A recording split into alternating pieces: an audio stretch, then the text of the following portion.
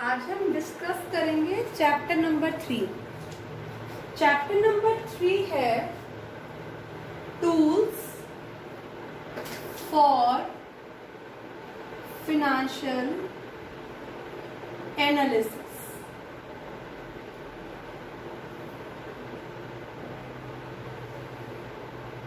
Third और fourth chapter मोर और less similar है। इन दोनों में से एक क्वेश्चन 4 मार्क्स का आता है और में आ जाता है, मतलब थर्ड और फोर्थ चैप्टर का क्वेश्चन और में आ जाता है। और राइट 4 मार्क्स का और कुछ भी नहीं है इस चैप्टर में, सिर्फ कैलकुलेशन वर्क है। बेटा आपने जो फाइनेंशियल स्टेटमेंट सीखी, बैलेंस शीट आपने देखी, उसमें एब्सोल्यूट फिगर्स लिखी हुई हैं, असेट्स की, लायबिलिटीज की। अगर स्टेटमेंट ऑफ P&L की बात करें, रेवेन्यू, एक्सपेंस, प्रॉफिट और लॉस, ये सारी एब्सोल्यूट फिगर्स हैं। बेटा एब्सोल्यूट फिगर से ना हम अंडरस्टैंड नहीं कर पाते बिजनेस की रियलिटी क्या है, जब तक उसे एनालाइज ना किया जाए, प्रेजेंट ना किया जाए सिंपल और अंडरस्टेबल फॉर्म में।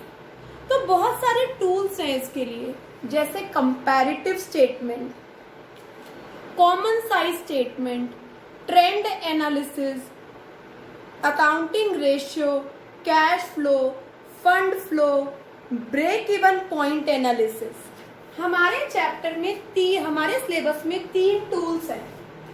हमें पढ़ना है कंपैरेटिव, 3 में 4 में बता देती हूँ। कंपैरेटिव स्टेटमेंट, मैं कॉमन साइज इसी के साथ काउंट कर रही थी, अलग लिखती हूँ। Second common size statement, third मेरे बच्चे रेशियो एनालिसिस, और फोर्थ है कैश फ्लो स्टेटमेंट।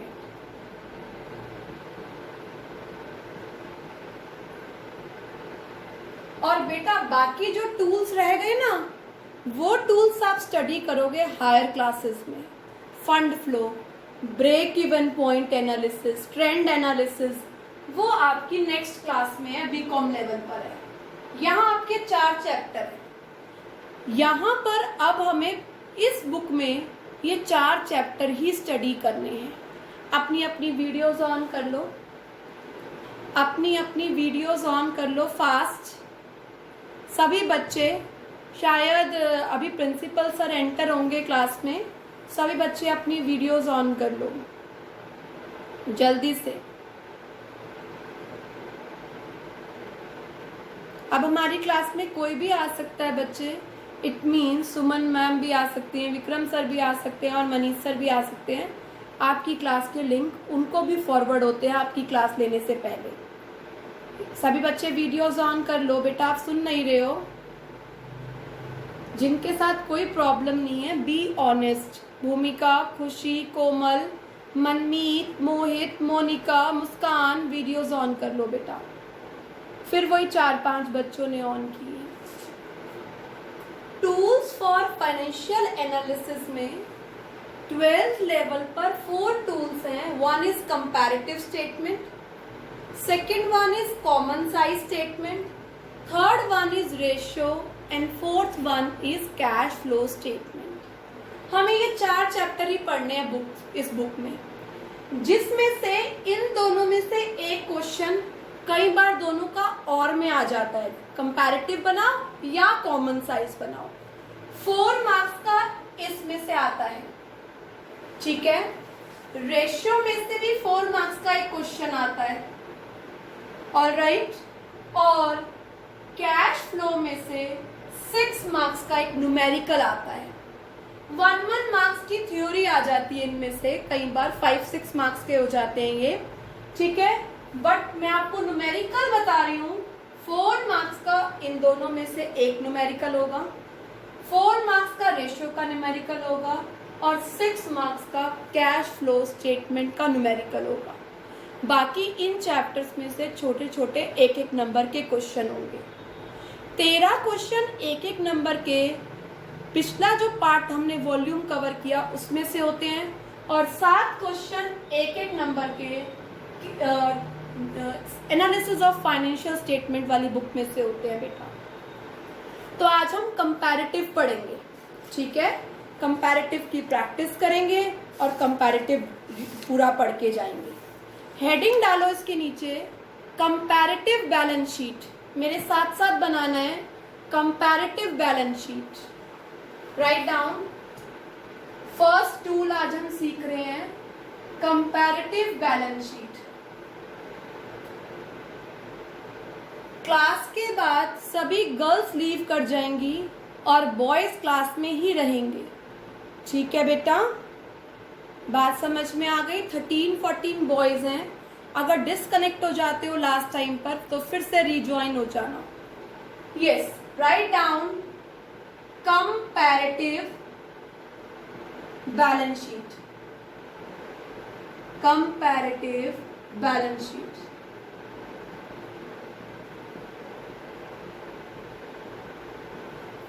जो अभी आप सीख कर आए हो बिल्कुल वही फॉर्मेट है।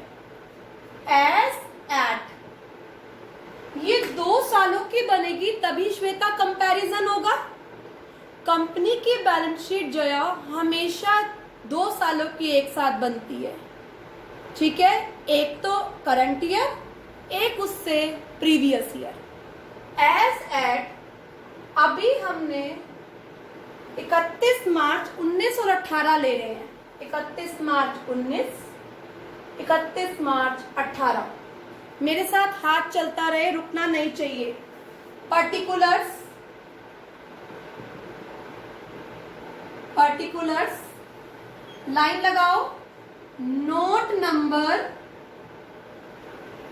नोट नंबर 31 मार्च 18।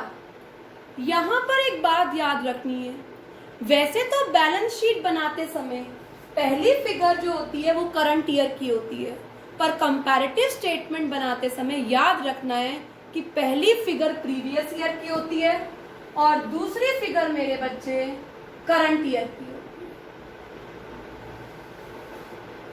ठीक है। अदरवाइज जो आप बैलेंस शीट बनाते हो शेड्यूल 13 के अकॉर्डिंग, उसमें पहली फिगर मेरे बच्चे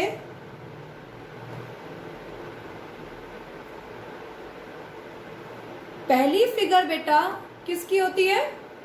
करंट की, बरखा, और दूसरी फिगर मेरे बच्चे प्रीवियस की होती है। पर कंपैरेटिव में पहली प्रीवियस ईयर होता है और दूसरा करंट ईयर होता है। यहां पर कुछ भी अभी लिखना मत, अपनी नोटबुक में यहां पर 2 कॉलम की स्पेस छोड़नी है। अभी जो हमने बैलेंस शीट की फॉर्मेट पढ़ा था ना, कॉपी करो, याद करो एक एक चीज कर कर। 1 number main heading, equity and liabilities. Equity and liabilities fast लिखते जाओ।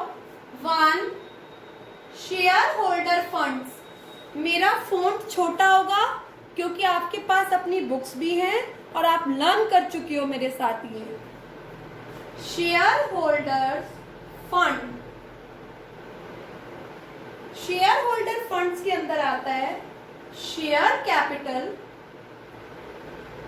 Share capital, reserves and surplus.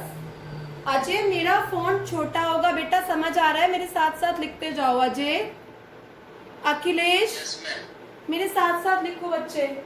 Reserves and surplus, money receive against share warrant, money receive against share warrant, money receive against share warrant.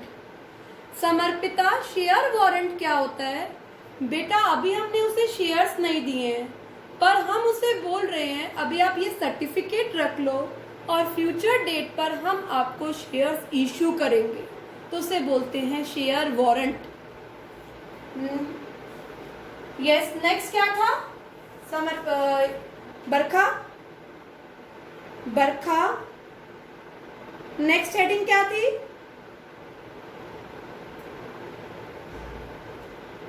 Share share application money pending allotment. Right down. Share application money pending allotment. छोटा छोटा लिखूंगी क्योंकि मुझे assets भी कोशिश करना है कि यहाँ आ जाए. Share application money pending allotment. Third था मेरे बच्चे non current liabilities. Non current liabilities के अंदर आप लिखो, मेरे पास स्पेस कम है. Write down long term borrowings. Non current liabilities के अंदर लिखो मेरे बच्चे long term borrowings, long term provisions, deferred tax liability, deferred tax liability, other non current liabilities, other long term liabilities या नॉन करंट लायबिलिटीज. चारों लिख लिए. Long term borrowings, long term provisions, DTL and last one is मेरे बच्चे other long term liabilities. Yes Samarpita, DTL का मतलब क्या होता है? दो तरीके से अकाउंट्स प्रिपेयर होते हैं. एक तो कंपनी एक्ट के अकॉर्डिंग, दूसरा इनकम टैक्स के अकॉर्डिंग. दोनों से प्रॉफिट अलग अलग आता है. अगर टैक्सेबल प्रॉफिट कम है और अकाउंटिंग प्रॉफिट ज्यादा है तो फ्यूचर में हमें टैक्स भरना पड़ेगा उस पर. उसे बोलते हैं डेफर्ड टैक्स लायबिलिटी. और अगर टैक्सेबल इनकम कम है, टैक्सेबल इनकम ज्यादा है और अकाउंटिंग इनकम कम है, ज्यादा टैक्स भर रखा है आपने, तो उसे बोलते हैं deferred tax asset. Deferred tax liability cover होता है नॉन करंट लायबिलिटीज के अंदर. फोर्थ हेडिंग आता है. यस तनिष, फोर्थ हेडिंग क्या था मेरे बच्चे? Fourth current liabilities. Current liabilities के अंदर क्या था? Short term borrowings, short term provisions, trade payable, other current liabilities. Other current liabilities. यहां पर असेट साइड का टोटल कर देते हैं. आप पूरा लिखेंगे बेटा, प्लीज मेरी रिक्वेस्ट है, आप पूरा लिखिए. भूमिका, दिव्या हो गया बेटा? दिव्यांशु बच्चे सेकंड नंबर लिखो असेट्स. इसी के नीचे लिखो बेटा असेट्स. शुरू करो असेट्स. सबसे पहले आता है नॉन करंट असेट्स. असेट्स के अंदर आता है सबसे पहले non current assets. Non current assets के अंदर आता है सबसे पहले फिक्स्ड असेट्स. यस बेटा.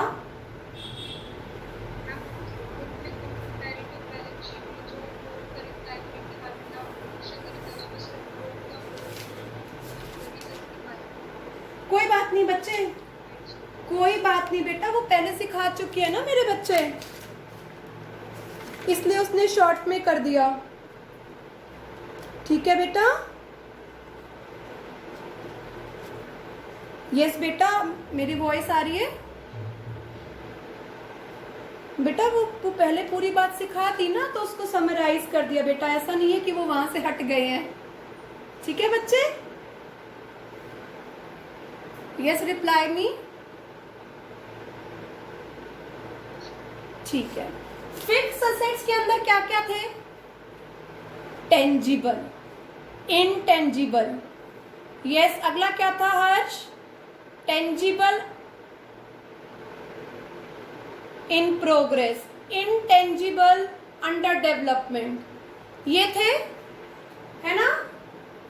वो याद है ना अच्छे से? बी क्या था बेटा? Non current investment. बी क्या था मेरे बच्चे? Non current investment. सी क्या था बेटा? deferred tax asset, deferred tax asset DTA. Next क्या है?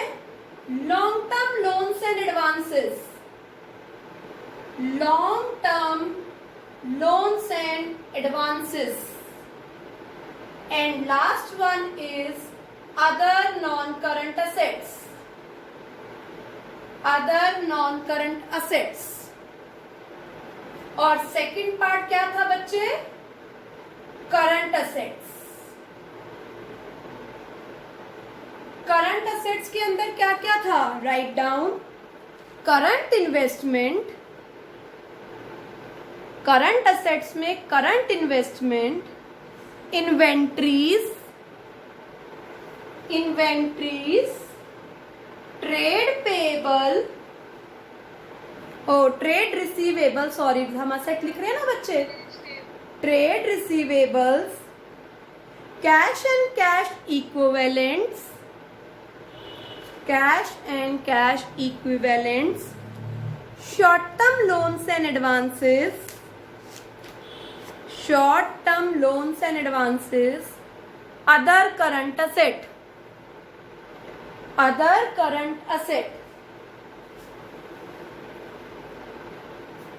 other current asset.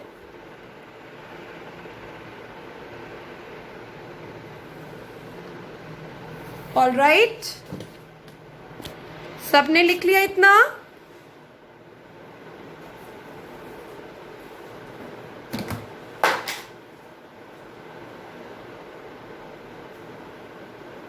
इतना सबका हो गया? अब सब बच्चे इस कॉलम को नाम दो 1, पर्टिकुलर्स वाले कॉलम को नाम दो 1.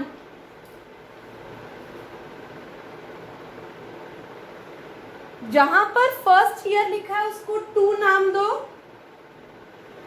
नेक्स्ट को 3 नंबर दो, एक कॉलम 4th बनाओ इतने ही गैप का, एक कॉलम 5th बनाओ इतने ही गैप का. कंपैरेटिव बना रहे हैं हम, comparative balance sheet. Absolute figures से ज्यादा अंडरस्टैंड नहीं हो पाती बातें, उसको परसेंटेज में, रिलेटिव में कन्वर्ट करेंगे. प्रीवियस ईयर्स के नीचे लिखो ए, प्रीवियस ईयर के नीचे लिखो ए, करंट ईयर के नीचे लिखो बी, प्रीवियस ईयर के नीचे लिखो ए, करंट ईयर के नीचे लिखो बी, 4th कॉलम लिखो C. C is equal to B minus A, B minus A. Difference लेना है करंट ईयर और प्रीवियस ईयर का. C is equal to B minus A. D column में लिखो D is equal to C, जो figure difference की आए ना बेटा उसे प्रीवियस ईयर से डिवाइड करो. C upon A into 100, C upon A into 100.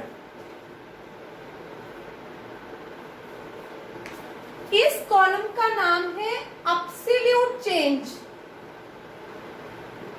याद है इकोनॉमिक्स में एब्सोल्यूट का मतलब क्या होता है? जिस फिगर में जिस टर्म में क्वेश्चन है उसी टर्म में आपको आंसर देना. Absolute, absolute change. इसके नीचे लिखो मेरे बच्चे परसेंटेज चेंज.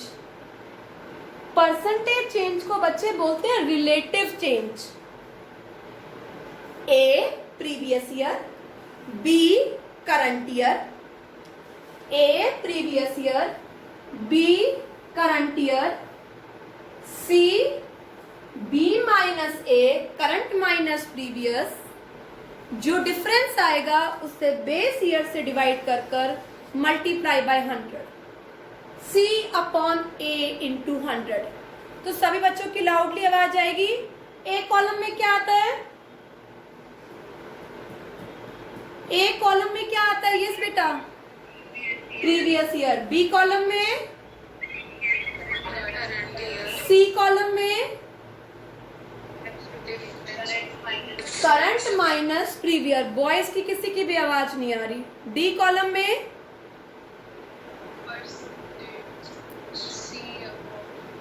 सी अपॉन प्रीवियस ईयर। कंपेयर तो प्रीवियस ईयर से करना है ना बेटा, तो डिवाइड किससे करोगे? प्रीवियस ईयर से। सी अपॉन ए इंटू 100। बेटा ये दोनों आपको गिवन होंगे एग्जाम में और आपको ये करना है। आई बात समझ में? करें क्वेश्चन? सबने फॉर्मेट कंप्लीट कर लिया बेटा अपनी नोटबुक्स में? सेकंड बुक की पूरी नोटबुक ऐसे कंप्लीट होनी चाहिए कि बुक्स में से पढ़ने की जरूरत ही ना हो, नोटबुक में से पूरा पढ़ ले हम। ठीक है बेटा, चलो अब सभी बच्चे इलुस्ट्रेशन नंबर 1 पर आ जाओ। इलुस्ट्रेशन नंबर 1 पे देखो क्वेश्चन किस फॉर्म में गिवन होगा। Following are the balance sheets of X limited. 31 मार्च 19 की बैलेंस शीट और 18 की बैलेंस शीट गिवन है। बेटा देखो पूरी बैलेंस शीट गिवन है अच्छे से, है ना? आपको ये एज इट इज उतार कर 2 कॉलम में काम करना है। एक क्वेश्चन मेरे साथ कर लो ताकि मुझे पता लग जाए कि मेरे बच्चों को आया या नहीं। ठीक है, तो सभी साथ में रफ नोटबुक में इलुस्ट्रेशन नंबर 1 डालो। रफ नोटबुक में illustration number 1। May I rub it?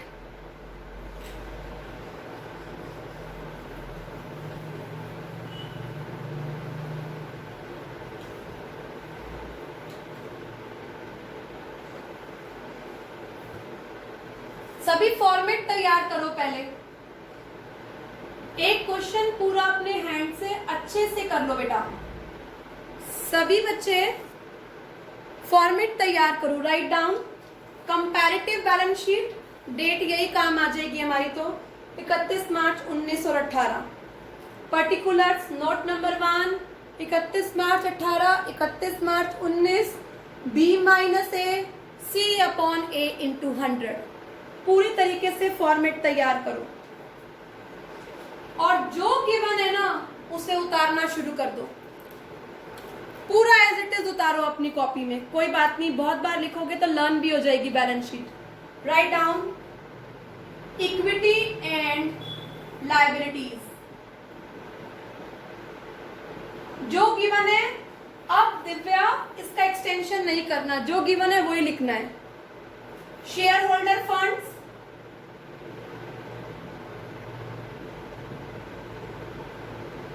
ए आता है शेयर कैपिटल। आप देखो चारों कॉलम हम कंप्लीट करेंगे। फिगर्स फिल करो, ध्यान से भरना। पहला प्रीवियस ईयर है, गलत मत भर देना। प्रीवियस ईयर में शेयर कैपिटल 5 लाख है, करंट ईयर में शेयर कैपिटल 10 लाख है।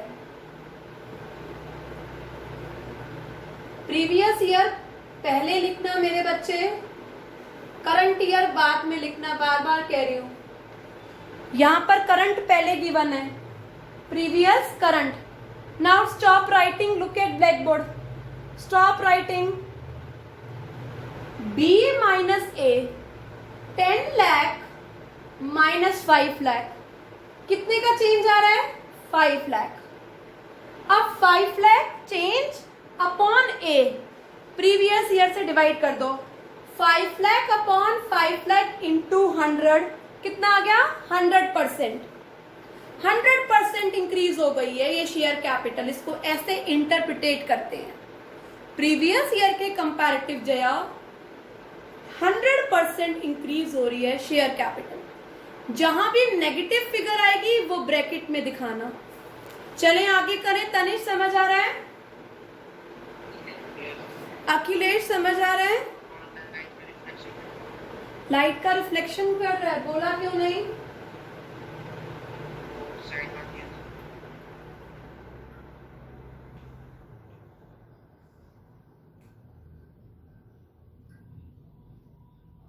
All right.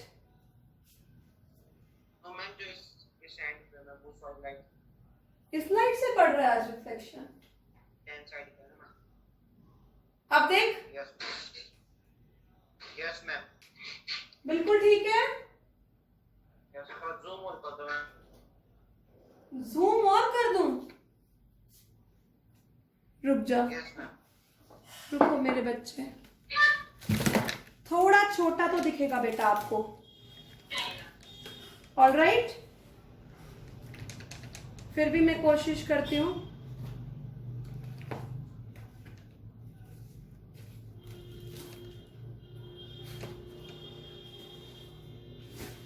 वेट बेटा वेट।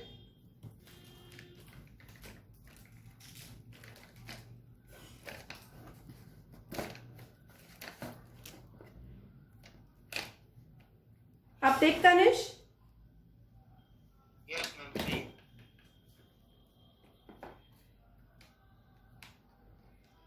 एक मिनट और रुको बेटा, बस शुरू करते हैं। आप आगे करते रहो, कंटिन्यू करो। आप बैठो मत, मैं वेट कर रही हूं। आप मेरा वेट नहीं करो, अब आपको आ गया। चलो जया आगे करो, डू इट बेटा।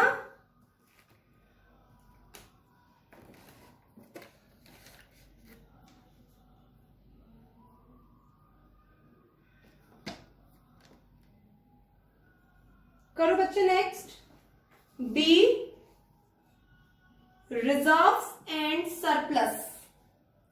राइट डाउन, याद रखना पहला previous year 3 lakh, B current year 2 lakh minus 3 lakh, 1 lakh कम हो रहा है ना बेटा, 1 लाख नेगेटिव दिखाना।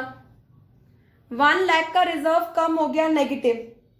इधर देखो, माइनस का 1 lakh upon 3 lakh into 100, 33% negative, minus 33.33, 1/3 into 100। आगे क्या लिखा है? नॉन करंट लाइबिलिटीज बेटा, long term borrowings. Figure note करो ध्यान से, पहले प्रीवियस ईयर फिर करंट ईयर।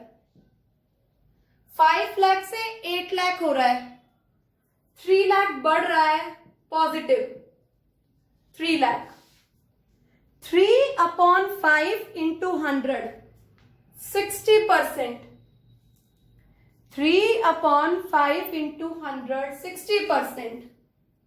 नेक्स्ट क्या गिवन है? Current liabilities. करंट लाइबिलिटीज के अंदर है ट्रेड पेबल्स, 2 लाख से 4 लाख हो रहा है, 2 लाख से 4 लाख हो रहा है, तो 2 लाख इंक्रीज हो रहा है, plus 2 lakh upon 2 lakh into 100, 100%। ऐसे ही अब टोटल का भी करना है। 8 and 5 13, 13 and 2 15, 15 lakh, 12 plus 12 24 lakh, 24 lakh minus 15 lakh, 9 lakh. 9/15 into 100, 60%। 9/15 into 100, 60%. A previous year, B current year, C B minus A, D C upon A into 100. Now same इसी के नीचे 2 नंबर डालते हुए असेट्स पर आ जाओ। Assets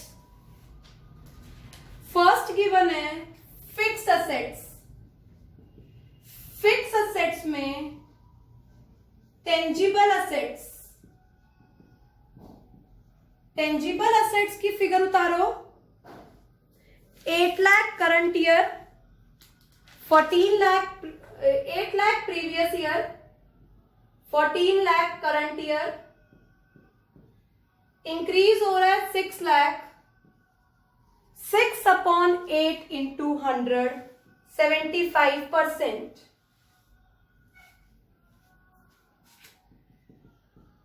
intangible assets. Intangible asset. Current year 3 lakh, previous year 2 lakh. 2 lakh, 3 lakh, 1 lakh increase हो रहा है positive. 1/2 into 100 50%. 1 lakh upon 2 lakh into 100 50%. Next heading डालो करंट असेट्स. जो उसने गिवन है ना हेडिंग, वही हेडिंग यूज करनी है. Current assets. करंट असेट्स के अंदर ए है इन्वेंट्रीज. इन्वेंट्रीज के अंदर आता है 5 lakh current year, 4 lakh previous year. Previous year 4 lakh, current year 5 lakh, increase हो गया 1 लाख. 1/4 into 100 25%. बी आता है cash and cash equivalents. Current year 2 lakh, previous year 1 lakh. 1 lakh previous year, 2 lakh current year, 1 lakh का increase. 1 lakh upon 1 lakh into 100%. Assets liabilities का टोटल सेम होगा, कॉपी कर दो. 15 लाख, 24 लाख, 9 लाख और वही 60%. ये तो सेम ही होगा बेटा, नहीं तो बैलेंस शीट कैसे टैली होगी.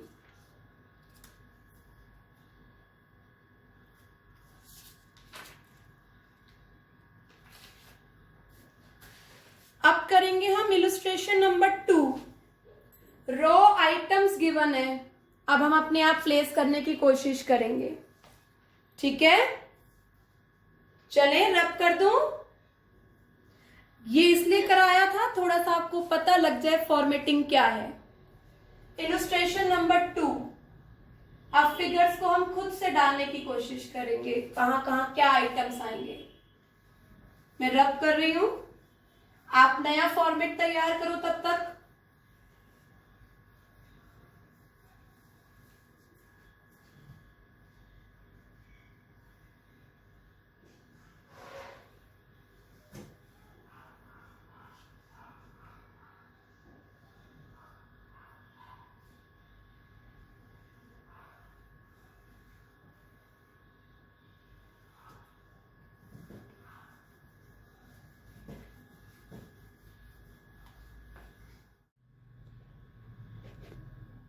बेटा start. Reserves and surplus, share capital, trade payables, land, building, plant, machinery, goodwill, investment, current assets, long term borrowings. हम अपने फॉर्मेट के हिसाब से चलेंगे. फॉर्मेट सबने तैयार कर लिया, ईयर यही है. ठीक है, फर्स्ट हेडिंग डालो सभी बच्चे, equity and liabilities. Equity and liabilities. उसके अंदर क्या आते हैं मेरे बच्चे? सबसे पहले share holder funds. Share holder funds के अंदर जो गिवन है ना, बस वो लिख लो. अब सारा कॉपी करने की जरूरत नहीं है बेटा, जो गिवन है. देखो, शेयर कैपिटल आता है, रिजर्व्स एंड सरप्लस आता है और वारंट आता है. वारंट है नहीं और मिलेगा भी नहीं, तो share capital and reserves and surplus, बस यही दोनों लिख लो. Right down share capital. Share capital की फिगर उतारो. ईयर ध्यान से देखना, पहला प्रीवियस लिखना है यहां पर. 6 lakh share capital, sorry 10 lakh. और करंट में भी कितनी है? 10 लाख. कोई चेंज नहीं आ रहा एब्सोल्यूट, तो परसेंटेज कहां से आएगा? बी लिखो, रिजर्व्स एंड सरप्लस. अगर रिजर्व अलग अलग गिवन होते ना, तो हम नोट्स टू अकाउंट्स में टोटल करके यहां लाते. पर एक ही बार गिवन है। Reserves and surplus, previous year 6 lakh, current year 12 lakh, absolute change 6 lakh. Percentage निकालो बेटा, 6/6 इंटू 100, दैट इज मेरे बच्चे 100%। आराम आराम से चलते हैं, जल्दी जल्दी नहीं चलेंगे। शेयर वारंट है नहीं, लिखने की भी जरूरत नहीं है। दूसरा आता है pending allotment, application money pending allotment भी नहीं है, हटा दो। तीसरा क्या आता है जया, नॉन करंट लाइबिलिटीज। अब जो है ना सिर्फ वही लिख लो। 4 चीजें आती है नॉन करंट लाइबिलिटी में, long term borrowings, long term provision, DTL, other non current liability. देखो क्या क्या है, सिर्फ एक लॉन्ग टर्म बोरोइंग्स है, तो बाकी कहानी लिखने की जरूरत नहीं है, सीधा लिखो लॉन्ग टर्म बोरोइंग्स। ना लॉन्ग टर्म प्रोविजंस है, ना डीटीएल है, और ना ही मेरे बच्चे अदर लॉन्ग टर्म लाइबिलिटीज है। सीधा उतार लो, long term borrowings 5 lakh 4 lakh, previous year, current year. 1 lakh रुपए डिक्रीज हो रहे हैं, 4 lakh minus 5 lakh, 1 lakh negative. 1/5 into 100, 20% negative, 20% negative. अब इनके साथ परसेंट मत लगाना, एक बार ऊपर लिख तो दिया। थर्ड आता है मेरे बच्चे करंट लाइबिलिटी। करंट लाइबिलिटी के अंदर आता है short term borrowings, short term provision, trade payable, other current liability. Check करो बेटा, ट्रेड पेएबल्स है बस, और कोई नहीं है, सिर्फ ट्रेड पेएबल्स उतार लो बेटा। Trade payables previous year 9 lakh, current year 12,70,000, 12,70,000। Difference लो बेटा, डिफरेंस कितना आ गया, 1270 माइनस 9, 3,70,000। 370/9 lakh into 100, 41.1 positive. खत्म हो गई लाइबिलिटी साइड, टोटलिंग करो। 10 + 6 16 + 5 21 + 9 30 lakh. 22 + 4 26, 26 + 12 70, 3870। 3870 minus 30, 870। 870/30 lakh into 100, 870/30 lakh into 100, 29%।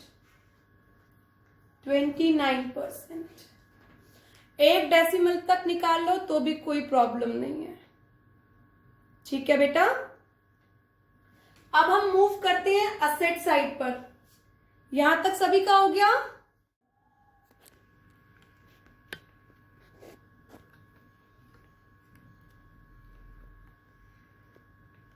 Wait बेटा, आप असेट साइड शुरू करो।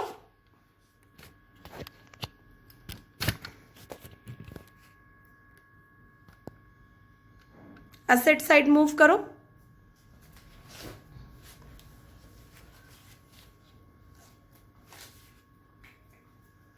सेकंड डालो, असेट्स। मेन हेडिंग तो 2 ही है, non current, current. Non current assets. Non current assets के अंदर सबसे पहले फिक्स्ड आता है, फिक्स्ड असेट्स। फिक्स्ड के 2 पार्ट हैं, टेंजिबल